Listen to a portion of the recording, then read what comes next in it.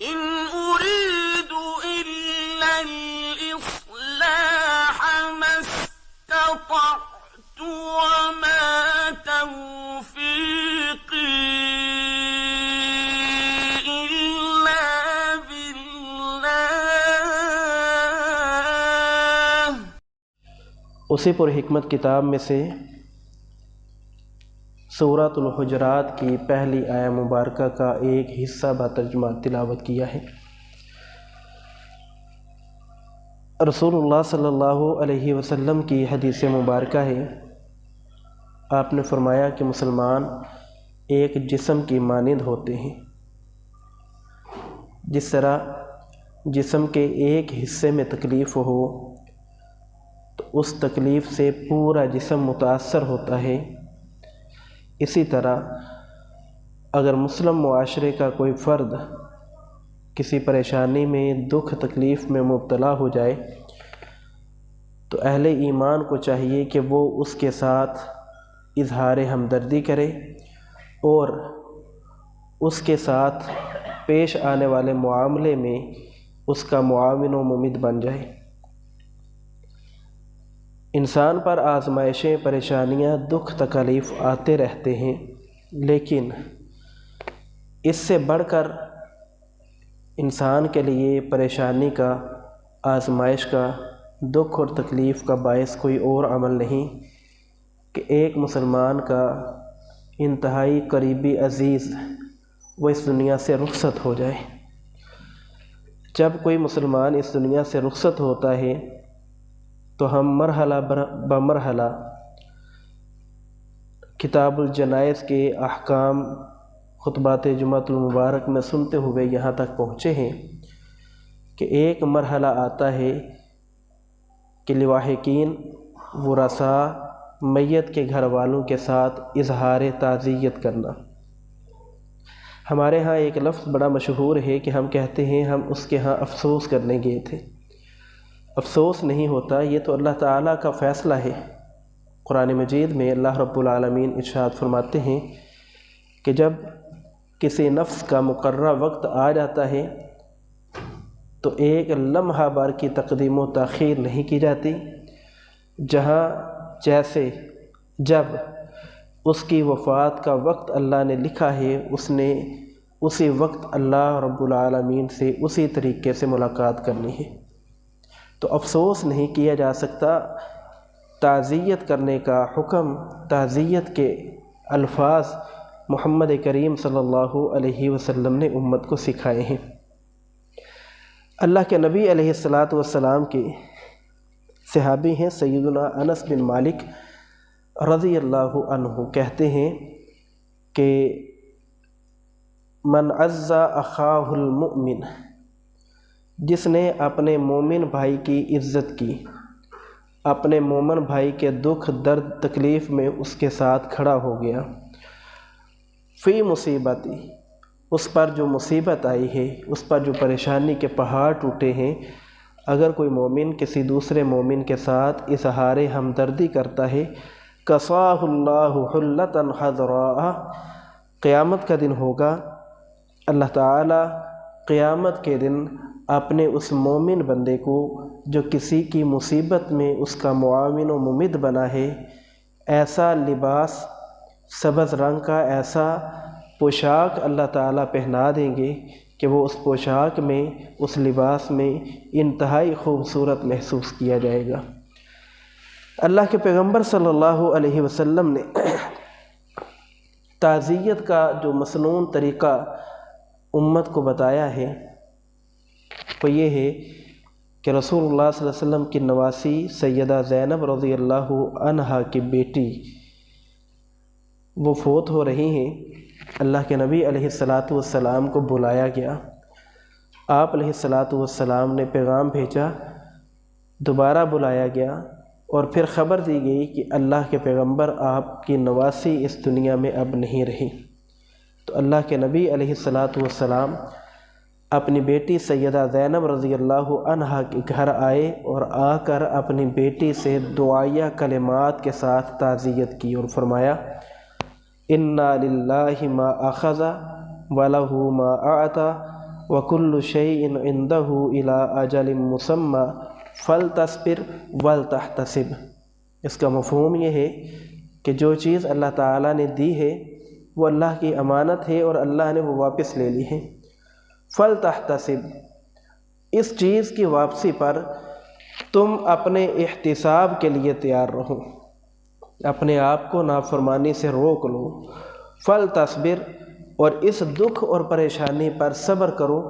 یقیناً اللہ تعالیٰ اپنے صبر کرنے والے بندوں کو نعمتوں سے مزید نواز دیتا ہے۔ امام نووی رحمہ اللہ اس حدیث کی شرح میں لکھتے ہیں، کہتے ہیں کہ اگر کوئی شخص فوت ہو جائے تو اس کے ہاں تعزیت کرنے کے لیے جب جاؤ تو ان الفاظ کے ساتھ تعزیت کرو۔ یہ الفاظ وہ ہیں جو محمد کریم علیہ السلام نے اپنی زبان سے ادا کر کے تعزیت کی ہے۔ تو یہ الفاظ آج ہمیں تو یاد نہیں، ہماری اولادوں کو یاد نہیں، لیکن ہم نے رسماً کسی کے ہاں تعزیت کے لیے جانا ہو تو کہتے ہیں فاتحہ کے لیے ہاتھ اٹھا لیں۔ تو یہ طریقہ محمد کریم علیہ السلام کا نہیں ہے۔ آپ صلی اللہ علیہ وسلم کا طریقہ یہ ہے کہ آپ ان دعائیہ کلمات کے ساتھ میت کے ورثاء کے ساتھ تعزیت کریں۔ دوسری حدیث، رسول اللہ صلی اللہ علیہ وسلم کی ایک انصاری عورت صحابیہ ہیں، ان کا بیٹا فوت ہو گیا۔ اللہ کے نبی علیہ السلام اس کے ہاں تعزیت کے لیے گئے تو آپ کیا دیکھتے ہیں کہ وہ عورت بیٹے کے غم کی وجہ سے نڈھال ہے اور اپنی زبان پر ایسے کلمات لے کے آ رہی ہے جو اسلام کے منافی ہیں۔ اللہ کے پیغمبر صلی اللہ علیہ وسلم نے اسے سمجھایا اور فرمایا کہ اے میری صحابیہ، جزا اور قضا کیوں کر رہی ہو، ناشکری کے کلمات کیوں ادا کر رہی ہو؟ تو اس نے کہا، اللہ کے نبی صلی اللہ علیہ وسلم، آپ کو کیا معلوم کہ میرا تو بیٹا فوت ہو گیا، میں تو رقوب ہو گئی،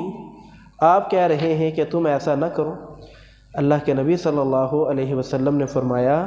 کہ اے خاتون، ٹھیک ہے تو رقوب ہو گئی ہے، تیرا بیٹا فوت ہو گیا ہے، تیرے پاس اب بیٹا نہیں رہا، لیکن یاد رکھو کہ وہ بچہ جو فوت ہو جائے اس بچے کی وفات پر والدین صبر کریں، اپنی زبان پر ناشکری کے کلمات نہ لے کے آئیں، تو اللہ کے نبی صلی اللہ علیہ وسلم نے فرمایا ادخلہ اللہ بہم الجنہ، اللہ تعالیٰ ان بچوں کی وفات پر صبر کی وجہ سے اپنے مومن بندے کو جنت میں داخل فرما دیتے ہیں۔ تو جب آپ کسی کے ہاں تعزیت کے لیے جائیں تو تعزیت کے کلمات ادا کرنے کے ساتھ ساتھ آپ اسے صبر کرنے کا بھی حکم دیں کہ آپ صبر کرو، یقیناً اللہ تعالیٰ آپ کے اس بچے کو، آپ کے اس وارث کو، آپ کے اس عزیز کو آپ کے لیے ذخیرہ بنا دے گا۔ تیسری حدیث، رسول اللہ صلی اللہ علیہ وسلم کے ایک صحابی ہیں قرہ بن مزنی، قرہ المزنی رضی اللہ تعالی عنہ،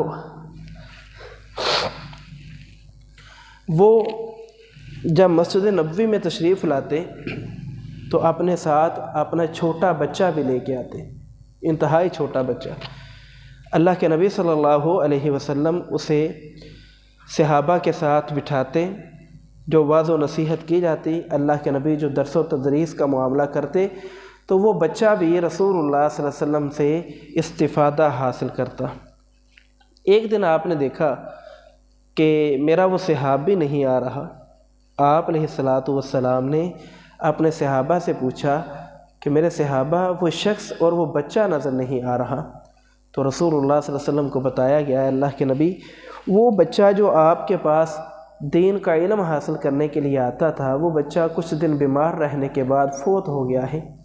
اور صحابی اس بچے کی جدائی کی وجہ سے غمناک ہے، پریشان ہے، دکھ میں مبتلا ہے۔ تو اللہ کے نبی صلی اللہ علیہ وسلم اس صحابی کے گھر تعزیت کے لیے چلے گئے۔ آپ صلی اللہ علیہ وسلم نے جب تعزیت کی تو آپ نے فرمایا کہ اے میرے صحابی، تو مسجد میں کیوں نہیں آ رہا؟ تو اس نے کہا، اللہ کے رسول، میرا بچہ فوت ہو گیا، دنیا سے میرا جی بھر گیا، میں دکھ پریشانی میں مبتلا ہوں۔ اللہ کے نبی علیہ السلام نے فرمایا کہ اے میرے صحابی، تو اپنے اس بچے کی وفات پر صبر کر، وہ تیرا بچہ دنیا میں آخرت میں تیرے لیے جنت کے دروازے کھلنے کا سبب بن جائے گا۔ اس نے کہا اللہ کے رسول میں تو صبر کروں گا،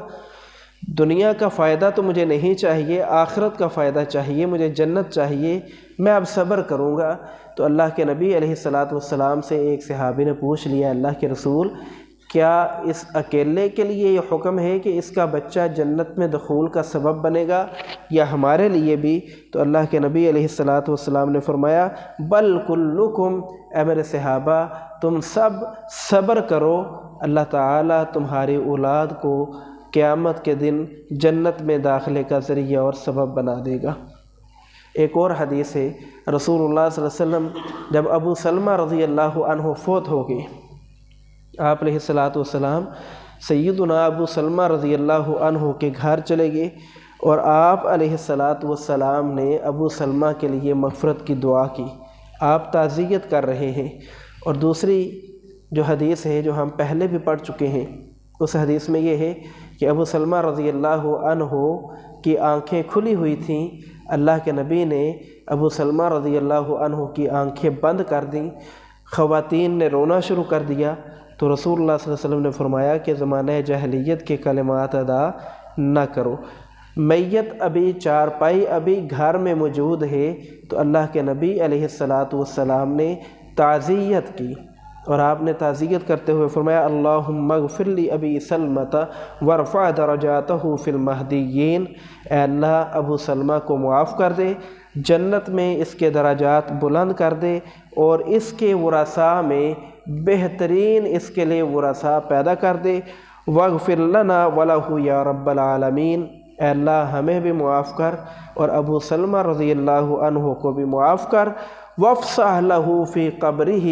اللہ اس کی قبر کو وسیع کر دے، ونور لہ فیہ، اور ابو سلمہ کی قبر کو روشنی سے منور کر دے۔ تو تعزیت کے الفاظ اگر چارپائی گھر میں پڑی ہو تو اپنی زبان سے ادا کرنا یہ بھی مسنون ہے۔ ہمارے ہاں یہ حالت یہ پائی جاتی ہے کہ میت گھر میں پڑی ہے، ایک تو ہم کرسیوں اور چارپائیوں پہ بیٹھ جاتے ہیں، نیچے ہم چٹائی نہیں بچھاتے، حالانکہ یہ رواج ہے، یا کھڑے رہتے ہیں، کیوں جی میت ابھی گھر میں پڑی ہے تو لہٰذا کھڑے رہنا بہتر ہے۔ اور دوسرا آپ نے بھی اکثر دیکھا ہے کہ اس کے لیے مغفرت کی دعا نہیں کی جاتی، بس یہی کہا جاتا ہے کہ مرنے والا فوت ہو گیا، بہت اچھا تھا۔ اللہ کے نبی صلی اللہ علیہ وسلم نے اس جہالت کو ختم کیا اور اپنے عمل سے یہ بات ثابت کر دی کہ اگر میت گھر میں موجود ہو تو آپ اس کے لیے مغفرت کی دعا کریں، اور مغفرت کی دعائیہ کلمات کے ساتھ اپنے مرنے والے کی تعزیت کریں۔ یہ الفاظ ہمیں یاد کر کے اپنے مرنے والے دوست، اپنے مرنے والے بھائی عزیز کی تعزیت کرنا رسول اللہ صلی اللہ علیہ وسلم کے سنت طریقے کے مطابق اپنانا پڑے گا، تبھی تو جا کے معاشرے میں سے جہالتیں اور معاشرے کی برائیاں وہ ہم ختم کر سکتے ہیں۔ پھر اللہ کے نبی صلی اللہ علیہ وسلم نے سیدنا جعفر طیار رضی اللہ تعالی عنہ کی تعزیت کی۔ سیدنا جعفر طیار رضی اللہ عنہ جنگ موطا میں شہید ہو گئے۔ اللہ کے رسول علیہ السلام نے سیدنا جعفر طیار رضی اللہ عنہ کو فرمایا کہ جعفر طیار کے دونوں بازو کاٹ دیے گئے ہیں، اللہ تعالیٰ نے اسے بازوؤں کی جگہ پہ پر دے دیے ہیں، اور جعفر رضی اللہ عنہ یہ جنت میں جہاں جی چاہتا ہے اڑ کے چلے جاتے ہیں۔ یہ خاص شان، مرتبہ اور مقام اللہ تعالیٰ نے سیدنا جعفر رضی اللہ عنہ کو عطا فرمایا۔ اللہ کے رسول صلی اللہ علیہ وسلم سیدنا جعفر رضی اللہ عنہ کے گھر تشریف لائے، اور آپ صلی اللہ علیہ وسلم نے سیدہ اسماء بنت امیس رضی اللہ عنہا سے تعزیت کی۔ اور تعزیت کرنے کا طریقہ کیا تھا؟ رسول اللہ صلی اللہ علیہ وسلم نے فرمایا کہ جعفر کے بڑے بیٹے عبداللہ کو میرے پاس لے کے آؤ۔ جب سیدنا جعفر رضی اللہ عنہ کا بیٹا عبداللہ اللہ کے رسول کے پاس لایا گیا تو آپ علیہ السلام نے عبداللہ کے سر پر ہاتھ رکھا، ہاتھ رکھ کے اللہ کے نبی نے دعا کی، فرمایا اللہم اخلف جعفرا فی اہلہ وبارک لی عبداللہ صفقۃ یمینہ، اے اللہ میں محمد رسول اللہ صلی اللہ علیہ وسلم دعا کرتا ہوں کہ جعفر رضی اللہ عنہ کے اہل میں، آپ کے گھر والوں میں، آپ کے خاندان میں اس بیٹے کو ان کا جانشین مقرر کر دیں، اور اے اللہ میں دعا کرتا ہوں کہ جعفر رضی اللہ عنہ کے اس بیٹے عبداللہ رضی اللہ عنہ کے کاروبار میں برکت نازل فرما دے۔ سیدنا جعفر رضی اللہ عنہ کے مالی حالات ٹھیک نہیں تھے، بہتر نہیں تھے، اللہ کے رسول نے مال و دولت کی بھی دعا کر دی اور اس کے ساتھ ساتھ ان کا بہترین جانشین ہونے کی بھی دعا کر دی۔ پھر 3 دن گزر گئے۔ 3 دن گزرنے کے بعد اللہ کے نبی صلی اللہ علیہ وسلم دوبارہ سیدنا جعفر رضی اللہ عنہ کے گھر چلے گئے، اور آپ علیہ الصلوۃ نے فرمایا لا تبکو علی اخی بعد اليوم، اے جعفر رضی اللہ عنہ کے گھر والو، اب 3 دن گزر گئے ہیں، لہٰذا میرے بھائی جعفر پر کوئی شخص بھی آنسو نہ بہائے۔ تو اس حدیث مبارکہ سے 2 چیزیں معلوم ہوئی۔ پہلی چیز تو یہ کہ تعزیت جو ہے، جسے ہم کہتے ہیں سوگ، وہ 3 دن ہے۔ 3 دن کے بعد اللہ کے رسول گئے اور جا کے کہا کہ اب کوئی بھی میرے بھائی پر نہ روئے۔ تو معلوم یہ ہوا کہ 3 دن سے زائد میت پر رونا، یہ جسے ہم کہتے ہیں پھوڑی ڈالنا، یہ پھوڑی بھی ایک رسم بن گئی ہے۔ اللہ کے نبی صلی اللہ علیہ وسلم کے عمل سے اس کا کوئی بھی جواز نہیں ملتا۔ 3 دن کے بعد میت پر رونا یا پھوڑی ڈال کے بیٹھنا یا اس کے لیے خاص محافل کا اہتمام کرنا، یہ رسول اللہ صلی اللہ علیہ وسلم کی اس حدیث مبارکہ سے معلوم ہوا کہ یہ کسی صورت بھی جائز نہیں ہے۔ ہاں بیوی ہے تو وہ 4 ماہ اور 10 دن سوگ کرے گی، کوئی بناؤ سنگار نہیں کرے گی، وہ بالکل سادہ رہے گی۔ اللہ کے رسول علیہ السلام کی اس حدیث مبارکہ سے یہ مسئلہ ہمیں واضح روز روشن کی طرح معلوم ہو گیا ہے۔ پھر اللہ کے نبی صلی اللہ علیہ وسلم نے جب 3 دن سے زائد سوگ منانے سے منع کر دیا اور فرمایا کہ میرے بھائی جعفر پر اب 3 دن گزر گئے ہیں، کوئی شخص سوگ نہ منائے، روئے نہ، آنسو نہ بہائے، تو پھر ہمارے معاشرے میں تعزیت کے نام پر یہ جو کل 10واں 40واں اور برسی اور نہ جانے کیا کچھ چل نکلا ہے، اس کا اسلام میں کوئی تصور نہیں ہے۔ کتاب الہند ایک کتاب کا نام ہے۔ کتاب الہند میں بڑی تفصیل کے ساتھ جو چیزیں بیان کی گئی ہیں، ان میں یہ جو رسم کل 40واں اور یہ برسی اور جو کچھ ہم کرتے ہیں اس کی تفصیل بیان کی گئی ہے۔ کہتے ہیں البیرونی نے لکھا ہے، کتاب الہند میں البیرونی نے لکھا ہے کہ میت کے جو ورثاء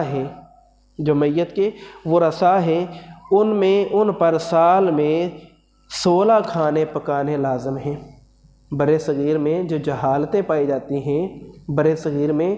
جو اسلام کے منافی کام پائے جاتے ہیں، ان میں یہ ہے کہ میت کے ورثاء پر سال میں 16 کھانے پکانے لازم ہیں۔ موت کے 11ویں دن، ہم نے 10ویں کا نام دے دیا، موت کے 11ویں دن اور 15ویں دن ہر مہینے ایک شخص، اور اس کے بعد 6 ماہ بعد جو گھر کا سربراہ ہے وہ ایک عمدہ کھانا پکائے گا، اور سال کے بعد جسے ہم نے برسی کا نام دے دیا وہ انتہائی پرتکلف کھانا پکائے گا اور اپنے گھر میں ٹھنڈا پانی لوگوں کے لیے مہیا کرے گا، اور وہ لوگوں کو اپنے گھر اس دعوت میں بلائے گا۔ یہ البیرونی نے کتاب الہند میں لکھا۔ اگر ہم اسے اپنے اس رسم کے ساتھ جوڑیں تو دیکھ لیں یہ رسم آج ہمارے اندر پائی جاتی ہے، تو لہذا اسلام کے ساتھ ان رسوم کا کوئی تعلق نہیں ہے۔ فوت ہونے والا ہو گیا، ہم پہلے بھی سن چکے ہیں کہ اللہ کے نبی صلی اللہ علیہ وسلم نے سیدنا جعفر رضی اللہ عنہ کی شہادت پر فرمایا تھا کہ آل جعفر دکھ میں، تکلیف میں، اذیت میں ہیں، تم ایسا کرو آل جعفر کے لیے کھانا پکاؤ اور کھانا تیار کر کے ان کے گھر پہنچا دو۔ تو ہمیں تو یہ حکم دیا گیا ہے کہ اگر کوئی شخص فوت ہو جائے تو اس کے گھر کھانا پکا کے پہنچائے، لیکن ہم کیا کرتے ہیں، ہم دروازے بند کر دیتے ہیں اور میت کے گھر والوں پر بوجھ ڈال دیا جاتا ہے اور کھانا کھائے بغیر کسی کو باہر نکلنے نہیں دیا جاتا۔ وہ بیچارہ انتہائی مشکلات سے ہمارے لیے کھانے کا اہتمام کرتا ہے۔ اللہ کے رسول علیہ الصلاۃ والسلام کے سنت سے یہ طریقہ ثابت نہیں ہے۔ ہاں ہمارے ہاں ایک رسم پائی جاتی ہے جسے ہم کہتے ہیں کوڑا وٹا۔ اگر ہم اسے رسول اللہ صلی اللہ علیہ وسلم کی سنت کے مطابق بنا لیں تو امید ہے کہ سنت پہ بھی عمل ہوگا اور میت کے ورثاء کو بھی اس کا فائدہ پہنچے گا کہ جو ہم نے کوڑے وٹے کی رسم بنائی ہے اسے ہم اللہ کے رسول کی سنت سمجھتے ہوئے میت کے گھر کھانا پکا کے پہنچا دیں۔ اب وہ کھانا استعمال کریں، اپنے مہمانوں کو کھلائیں، ہم اس کھانے میں سے نہ کھائیں، کیونکہ اللہ کے رسول علیہ الصلاۃ والسلام کی سنت سے یہی چیز ہمیں ملتی ہے۔ تو ہم کیا کرتے ہیں، کھانا پکا کے پہنچا بھی دیتے ہیں، سارا دن وہ کھانا خود بھی کھاتے ہیں، لوگوں کو بھی کھلاتے ہیں، اور شام کو جب کچھ نہیں بچتا، انتہائی ابس قسم کا کھانا، وہ اٹھا کے میت کے گھر پہنچا دیتے ہیں۔ اور دیہاتوں میں جیسا کہا جاتا ہے کہ اب آپ اپنی برتن پوری کر لیں۔ تو یہ جہالتیں ہیں، ان کا اسلام سے کوئی تعلق نہیں ہے۔ تعزیت کے اور میت کے جو احکام ہیں ان کے ساتھ ان کا کوئی تعلق نہیں ہے۔ پھر ہمارے ہاں ایک اور چیز پیدا ہو چکی ہے، وہ یہ ہے کہ جب کوئی شخص فوت ہو جاتا ہے تو اس کے گھر خواتین اور مرد یا تو نیا لباس سلائی کروا کے پہن کے جاتے ہیں، کیوں جی آج کل کا 10ویں کا ختم ہے۔ پھر ایک اور چیز جو آپ بھی دیکھتے ہیں، ہم بھی دیکھتے ہیں، کہ میت کے گھر سفید لباس پہنا جاتا ہے، میت کے گھر کالا لباس پہنا جاتا ہے۔ جو ورثاء ہیں وہ سوگ کی علامت کے طور پر یا تو سفید لباس پہنتے ہیں تو یا بالکل سیاہ لباس پہنتے ہیں، تاکہ یہ علامت اور نشانی ہو سکے کہ فلاں شخص فوت ہوا ہے اور یہ اس کے ورثاء ہیں۔ تو یہ رسم ہم نے ہندوؤں اور سکھوں سے لی ہے، یہ رسم ہم نے غیر مسلموں سے لی ہے۔ وہ اپنے میت کے گھر کیا کرتے ہیں، وہ اپنے میت کے گھر سفید لباس پہن کے جاتے ہیں، سفید چادریں بچھا کے وہ اس پہ بیٹھتے ہیں، اور وہی طریقہ آج ہم نے اختیار کر لیا ہے۔ ان کا تعزیت کے احکام و مسائل کے ساتھ دور دور تک کوئی بھی تعلق نہیں ہے۔ پھر ہمارے ہاں ایک اور چیز پائی جاتی ہے، وہ چیز یہ ہے کہ ہم چادریں بچھا کر کھجور کی گٹھلیوں پر کچھ نہ کچھ پڑھتے رہتے ہیں، اور وہ کھجور کی گٹھلیاں پوری تعداد جو بھی ہم نے تعداد مقرر کی ہوتی ہے وہ تعداد پڑھ کے ہم کہتے ہیں اب یہ ثواب میت کو پہنچا دیا جائے۔ یہ ایک اجتماعی ذکر کی شکل ہے۔ ایک تو یہ ہے ہی بدعت، اس کا تو اسلام میں تصور تک نہیں ہے، اور دوسرا یہ ایک اجتماعی ذکر کی شکل ہے، اور یہ اجتماعی ذکر کی شکل رسول اللہ صلی اللہ علیہ وسلم نے بیان نہیں کی، بلکہ ایک واقعہ ہے غالباً حضرت عبداللہ بن مسعود رضی اللہ عنہ کا، کہ انہوں نے دیکھا کہ مسجد کے کونے میں کچھ لوگ آئے بیٹھے ہیں، اور ان میں ایک ان کا بڑا ہے، امیر ہے، وہ کہتا ہے کہ تم سب 100 دفعہ سبحان اللہ پڑھو۔ وہ سارے لوگ آگے سے سبحان اللہ پڑھتے ہیں، پھر کہتا ہے اب تم 100 دفعہ الحمدللہ پڑھو، پھر کہتا ہے اب 100 دفعہ تم اللہ اکبر پڑھو۔ تو حضرت عبداللہ رضی اللہ عنہ کو جب یہ بات معلوم ہوئی، آپ نے کہا یہ تو بدعتی انسان ہے، انہیں مسجد سے نکال دو۔ بدعتی انسان کے پیچھے تو نماز نہیں ہوتی، ہم نے انہیں مسجد میں بٹھائے رکھا ہے، اور یہ مسجد میں بیٹھ کے یہ نئی نئی بدعات کو جاری کر رہے ہیں۔ تو یہ ایک اجتماعی ذکر کی شکل ہے جو اللہ کے رسول صلی اللہ علیہ وسلم نے ہمیں نہیں بتائی، یہ بدعت ہے، اور ہم نے یہ بدعت اسلام میں رواج دے دی ہے، اور ہمارے اہل الحدیث کے گھروں میں بھی یہ رنگ بدل کے رائج ہو چکی ہے، رنگ بدل کے رائج ہو چکی ہے۔ ہم کل ساتہ تو نہیں کرتے، لیکن ہم اس کے نام پر درس رکھوا لیتے ہیں۔ ہم ختم تو نہیں پڑھتے، لیکن اس کے نام پر ہم عورتوں کی محفل کا انعقاد کر لیتے ہیں۔ تو یہ متشابہات ہیں، اس سے ہمیں بچنے کا اسلام نے حکم دیا ہے۔ اسلام نے کہا ہے یا ایھا الذین آمنوا، اے ایمان والو، لا تقدموا بین یدی اللہ ورسولہ، اللہ اور اس کے رسول سے آگے نہ بڑھو۔ ما آتاکم الرسول فخذوہ، جس کام کا حکم میرے نبی نے تمہیں دیا ہے وہ کام کرو، وما نہاکم عنہ، اور جس کام سے روک دیا ہے اس سے رک جاؤ، واتقوا اللہ، اللہ سے ڈر کر زندگی گزارو۔ اسی میں کامیابی ہے، اسی میں کامرانی ہے، اور اسی سے ہم مراد حاصل کر سکتے ہیں۔ اللہ سے دعا ہے اللہ تعالی ہمیں عمل کی توفیق عطا فرمائے۔ وآخر دعوانا ان الحمد للہ رب العالمین۔